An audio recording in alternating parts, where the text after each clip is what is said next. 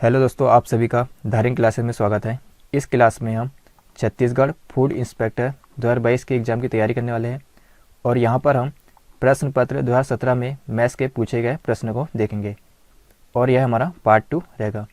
यहाँ पर हम देखने वाले हैं कि वर्ष 2017 में मैथ्स के किस प्रकार के प्रश्न पूछे गए। अब हम क्लास को स्टार्ट करते हैं। हमारा पहला प्रश्न है, पी और क्यू की वर्तमान आयु का अनुपात क्रमशः 5:7 है। यदि Q की वर्तमान आयु एवं 6 वर्ष पश्चात P की आयु का अंतर 2 है तो P और Q की वर्तमान आयु का योग क्या होगा, यह हमें बताना है। यहाँ पर हमें P और Q की वर्तमान आयु का अनुपात हमें दिया है 5 और 7। हम मान लेते हैं कि P और जो Q है, P की वर्तमान आयु हम मान लेते हैं 5x और Q की मान लेते हैं हम 7x। उसके बाद प्रश्न क्या कह रहा है कि Q की वर्तमान आयु क्या है 7x एवं 6 वर्ष पश्चात P की आयु का अंतर 2 है। 6 वर्ष पश्चात तो 5x प्लस 6 इनका जो अंतर है कितना है, तो 2 है। तो यहाँ से क्या होगा, 7x माइनस 5x माइनस 6 बराबर 2 हो जाएगा। तो 7x में से 5x जाएगा, कितना बचेगा, 2x बचेगा और ये 6 इधर चल जाएगा, कितना जाएगा, 8 हो जाएगा। 2 से आ गया ये 4 बार, तो x बराबर आया 4। x कितना है, 4 आया। हमें क्या पूछा है, p और q की वर्तमान आयु का योग। हमें यहाँ पर p और q की वर्तमान आयु का योग बताना है। तो यहाँ पर 5x और 7x को जोड़ेंगे, कितना आएगा, 12x आएगा। तो 12 इंटू x कितना है, तो 4 है। तो 12 चौ 48 वर्ष, कितना हो जाएगा, तो 48 वर्ष हो जाएगा। तो यही हमारा आंसर होगा। P और Q की वर्तमान आयु का योग कितना होगा, तो 48 वर्ष होगा। तो ऑप्शन नंबर जो ए होगा इस प्रश्न का करेक्ट आंसर है। अब हम अगला प्रश्न देखते हैं, प्रश्न 2।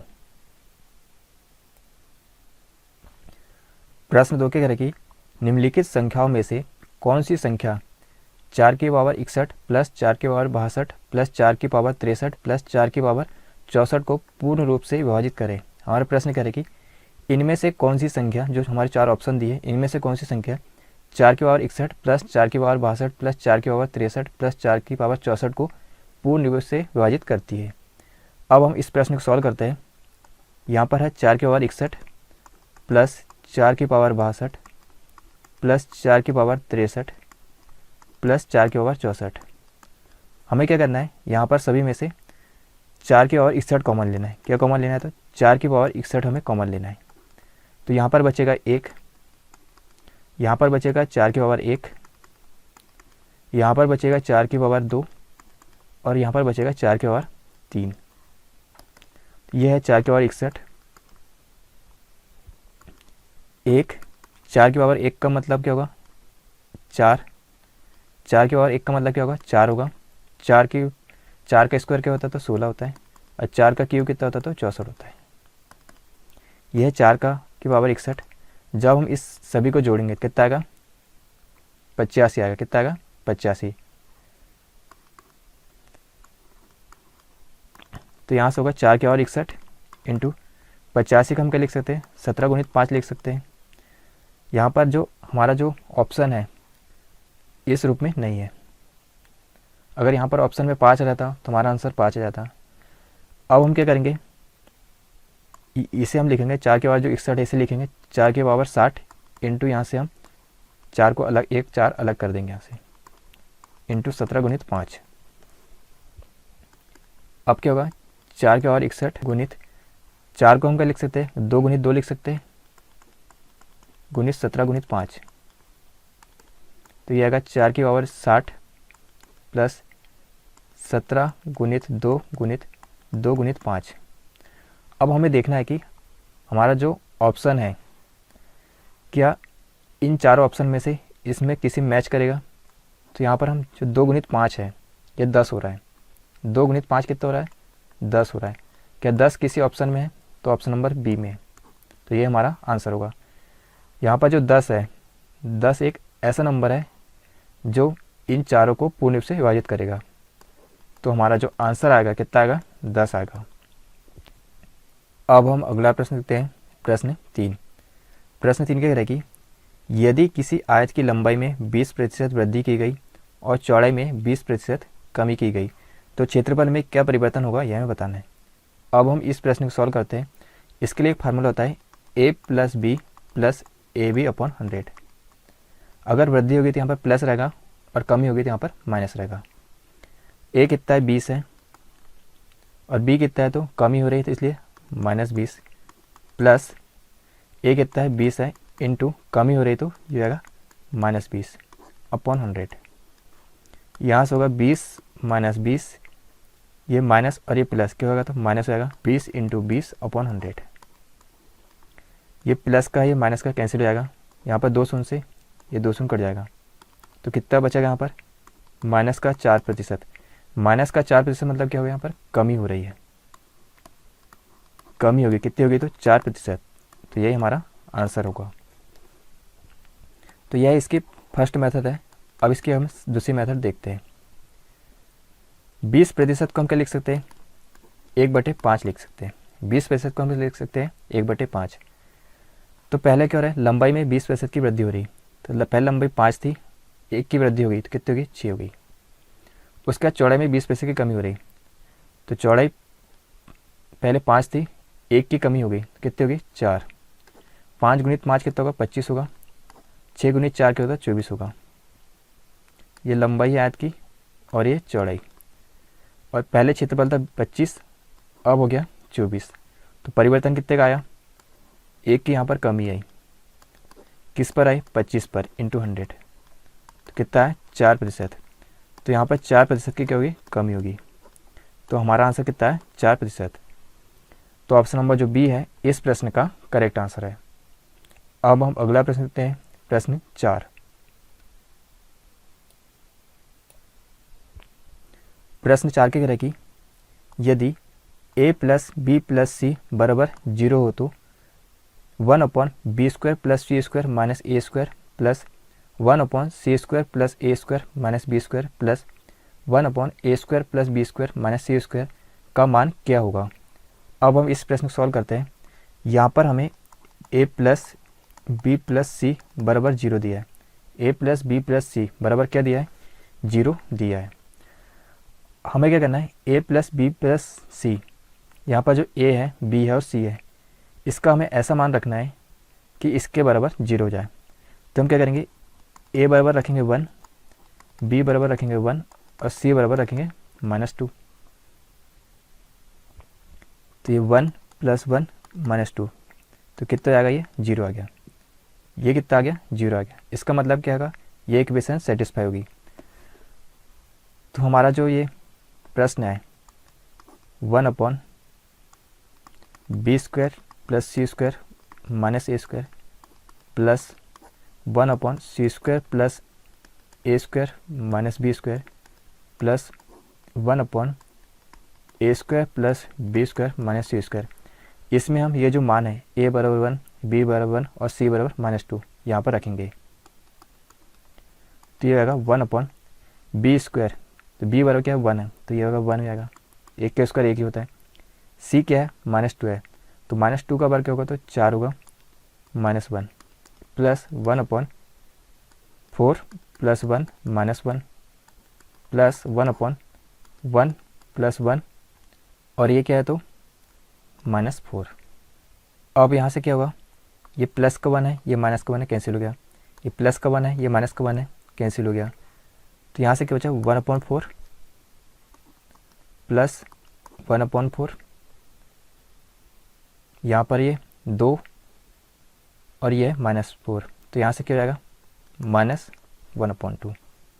इन दोनों का हम एलसीएम लेंगे तो क्या आएगा 2/4 माइनस 1/2 बराबर 2 कम 2 2 2 4। तो ये क्या हो गया 1/2 माइनस 1/2। ये प्लस का 1/2 है, ये माइनस का 1/2 है, तो कितना है 0 है। तो हमारा इस प्रश्न का आंसर कितना है 0। तो ऑप्शन नंबर जो ए है इस प्रश्न का करेक्ट आंसर है। अब हम अगला प्रश्न देखते हैं, प्रश्न 5।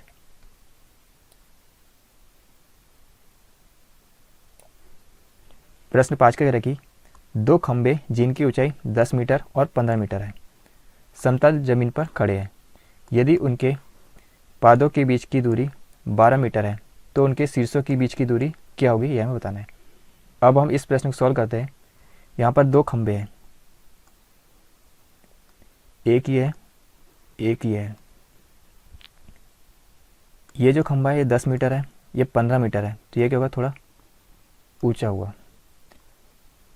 अब दोनों जो खंभे इनके बीच की दूरी कितनी है, तो 12 मीटर दी है। हमें क्या पूछा है, उनके शीर्षों के बीच की दूरी, मतलब ये पॉइंट और ये पॉइंट, ये जो शीर्ष है, ये जो डिस्टेंस है, ये क्या होगी, ये हमें बताना है। तो यहाँ पर भी हम एक लाइन खींच देते हैं। अगर ये 12 मीटर है तो ये भी 12 मीटर होगा। इस पॉइंट को मान लेते ए, इसे मान लेते बी, इसे मान लेते सी। अब यहाँ पर लगेंगे हम पाइथागोरस प्रमेय। तो ए सी का वर्ग बराबर होगा ए बी का वर्ग प्लस बी सी का वर्ग। ये कितना दिया है यार, ये है टोटल जिसकी डिस्टेंस है, ये 15 मीटर है। तो अगर ये 10 है तो ये भी 10 होगा, तो ये कितना होगा, 5 होगा। तो ए भी कितना है, 5 मीटर है, मतलब ये हो गया 25। 5 का वर्ग होता है 25। बी से कितना है, 12 है, तो 12 का वर्ग होता है 144। 25 प्लस 144 कितना होगा, 169। तो ए सी वर्ग कितना है, 13 मीटर। ए से आ गया 13 मीटर, तो ये आएगा 13 मीटर। तो उनके शीर्षों के बीच की दूरी कितनी होगी, तो 13 मीटर होगी। तो हमारा जो आंसर आएगा कितना आएगा, 13 मीटर। तो ऑप्शन नंबर जो सी है इस प्रश्न का करेक्ट आंसर है। अब हम अगला प्रश्न देखते हैं, प्रश्न 6। प्रश्न 6 क्या कह रहा है कि 3 विभिन्न चौराहों पर ट्रैफिक लाइट प्रत्येक क्रमशः 48 सेकंड, 72 सेकंड और 108 सेकंड के बाद बदलती है। यदि वे एक साथ 8:20:00 समय पर एक साथ बदलती हो, अब वे फिर से एक साथ कब बदलेगी, यह हमें बताना है। अब हम इस प्रश्न को सॉल्व करते हैं। यहाँ पर जो 48 सेकंड है, 72 सेकंड है और 108 सेकंड है, इसका हमें क्या लेना होगा, एलसीएम लेना होगा। इसका हम क्या लेंगे, एलसीएम लेंगे। तो 2 से आ गए 24 बार, 2 से आ गए 36 बार, 2 पंचे 10 और 2 चौ 8। अब 2 से आ गया ये 12 बार, 2 से आ गया ये 18 बार, 2 से आ गया ये 27 बार। पुनः 2 से आएगा, 2 से 6 बार जाएगा, 2 से 9 बार जाएगा। जिसमें भाग नहीं आएगा उसे हम जैसे लिख देंगे। 2 से आएगा 3 बार, ये 9 और ये 27। फिर 3 से करेंगे, 3 कम 3, 3 3 9 और ये 3 9 के 27। फिर 3 से एक बार 3 से और देंगे। तो हमने यहाँ पर जिस नंबर से गुना करा है इसका हमें आपस में गुना करना है। तो ये गुना करने पर कितना आएगा, ये गुना करने पर आएगा 432 सेकंड। कितना आएगा, तो 432 सेकंड आएगा। अब जो 432 सेकंड है इसे हमें मिनट में चेंज करना है। किस में करना है, मिनट में। तो ये आ जाएगा 7 मिनट 12 सेकंड। कितना आएगा, तो 7 मिनट 12 सेकंड। तो यहाँ पर जो है 8:20:00 सेकंड है, इसमें हमें ये जोड़ देना है 7 मिनट 12 सेकंड। इसे हम जोड़ देंगे, कितना आएगा, 8 27 12। तो यहाँ पर 8:27:12 तो हमारा आंसर कितना आएगा, 8:27:12। तो ऑप्शन नंबर जो सी होगा इस प्रश्न का करेक्ट आंसर है। अब हम अगला प्रश्न देखते हैं, प्रश्न 7। प्रश्न 7 कह रहे कि एक व्यक्ति अपने वेतन का 2/5 भाग मकान किराए में, 3/10 भाग खाने में और 1/8 भाग वाहन में खर्च करता है। यदि उसके पास खर्च के बाद 1400 रुपये बचे हैं तो खाने पर उसका खर्च क्या होगा, यह हमें बताना है। अब हम इस प्रश्न को सॉल्व करते हैं। यहाँ पर जो 2/5 है, 3/10 है और 1/8 लिखा है, इसमें जो हर में जो 5 है, 10 है और 8 है, इसका हमें लेना है एलसीएम। तो एलसीएम आएगा 40। एलसीएम कितना है, 40 है। हम मान लेते हैं कि उसका जो वेतन है 40 है। हमने क्या माना कि जो उसका वेतन जो है वह 40 ही है। तो इस 40 में से वह 2/5 भाग, तो 40 का 2/5, तो 5 से आएगा 8 बार, 8 दूनी 16। तो इसमें से जो 16 है, 16 जो भाग है, 40 में से जो 16 भाग है, यह उसने मकान किराए में, किस में, तो मकान किराए में खर्च कर दिया। उसके बाद खाने में उसने 3/10, तो 3/10, 40 का 3/10 निकालने कितना आएगा, 100 से 100 कट जाएगा, तो 12, 12 जो है उसने किस में खर्च कर दिया, खाने में। अब 1/8, तो कितना आया, 5 आया, यह उसने वाहन में खर्च कर दिया।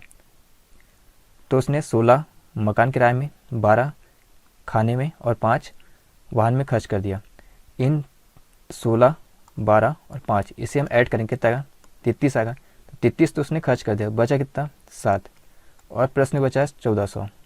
तो 7 से आ गया ये 200 बार, तो 1 की वैल्यू आ गई 200। उसने पूछा क्या है, तो खाने पर उसका खर्च कितना है, तो 12 है, हमें यहाँ पर 12 की वैल्यू बताना है। तो 200 गुणित 12 कितना आएगा, तो 2400 रुपये। तो उसने 2400 रुपये किस में खर्च करा, खाने में खर्च करा, तो हमारा आंसर आएगा 2400 रुपये। तो ऑप्शन नंबर जो सी है इस प्रश्न का करेक्ट आंसर है। अब हम अगला प्रश्न देखते हैं, प्रश्न 8। प्रश्न 8 क्या करेगी, व्यंजक 6 की पावर n+3 माइनस 32 गुणित 6 की पावर n+1 अपॉन 6 की पावर n+2 माइनस 2 इंटू 6 की पावर n+1 का मान होगा। अब हम इस प्रश्न को सॉल्व करते हैं।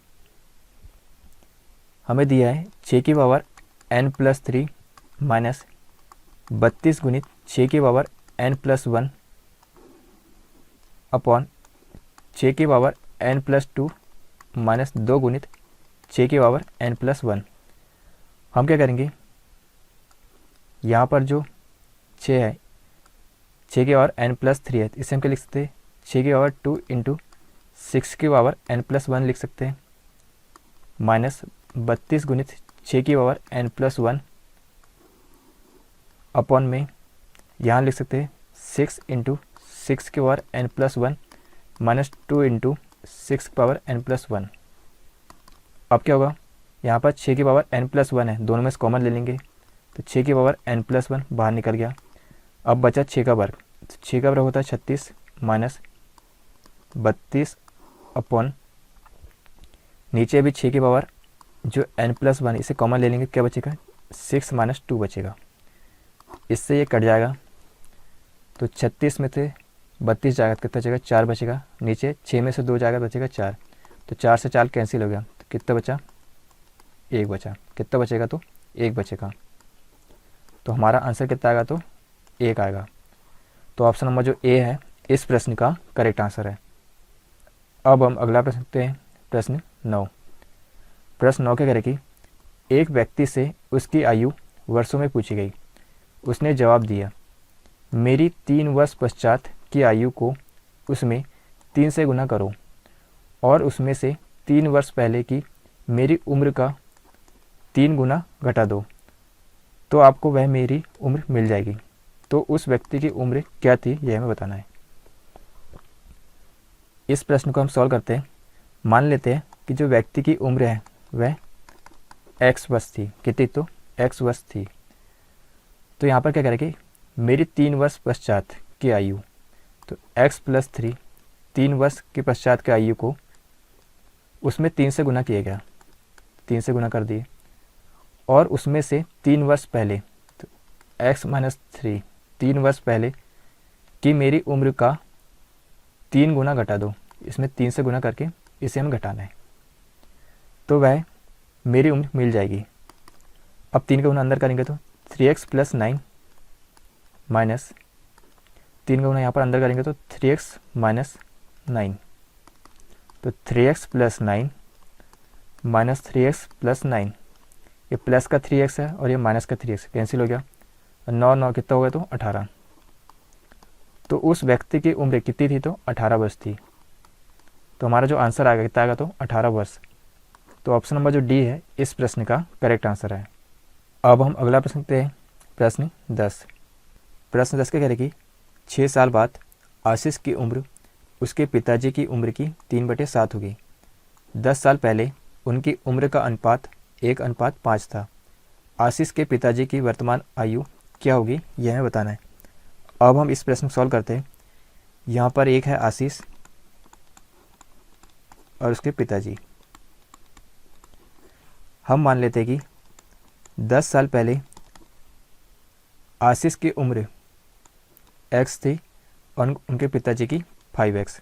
यहाँ पर 10 साल पहले उनकी उम्र का आयु का अनुपात क्या है, 1:5 है।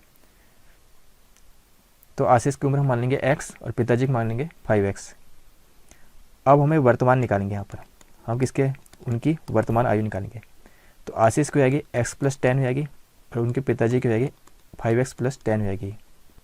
अब क्या कह रहा है कि 6 साल बाद आशीष की उम्र उसके पिताजी की उम्र की 3/7 होगी। तो 6 साल बाद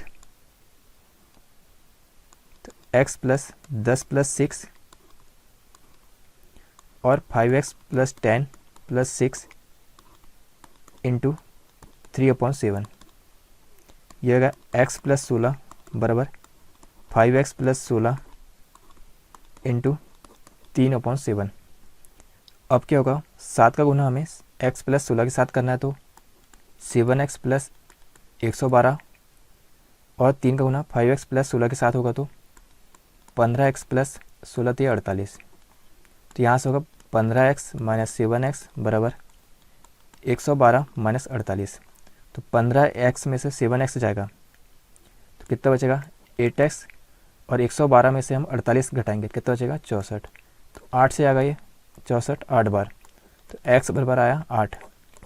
x कितना है 8। अब हम क्या करेंगे, यहाँ पर जो वर्तमान आयु है, यहाँ पर x + 10 है आशीष की, तो इसमें x का मान रखेंगे, कितना होगा ये 18 वर्ष। आशीष की आयु है 18 वर्ष और 5x + 10 इसमें हम x का मान रखेंगे, तो 5 × 8 = 40 और 10 = 50। तो 50 वर्ष उसके पिताजी की आयु हो जाएगी। हमें प्रश्न में क्या पूछा है, आशीष के पिताजी की वर्तमान आयु कितनी है, तो 50 वर्ष है। तो हमारा जो आंसर होगा वो होगा 50 वर्ष। तो ऑप्शन नंबर जो सी है इस प्रश्न का करेक्ट आंसर है। तो यहाँ पर हमने वर्ष 2017 में पूछे गए प्रश्नों को देखा और यह हमारा पार्ट 2 है। इसमें हमने इम्पोर्टेंट प्रश्न देखे। यह सभी प्रश्न छत्तीसगढ़ फूड इंस्पेक्टर 2022 के एग्जाम के लिए बहुत ही महत्वपूर्ण है। यदि यह क्लास आपको पसंद आए तो इस चैनल को सब्सक्राइब करिए।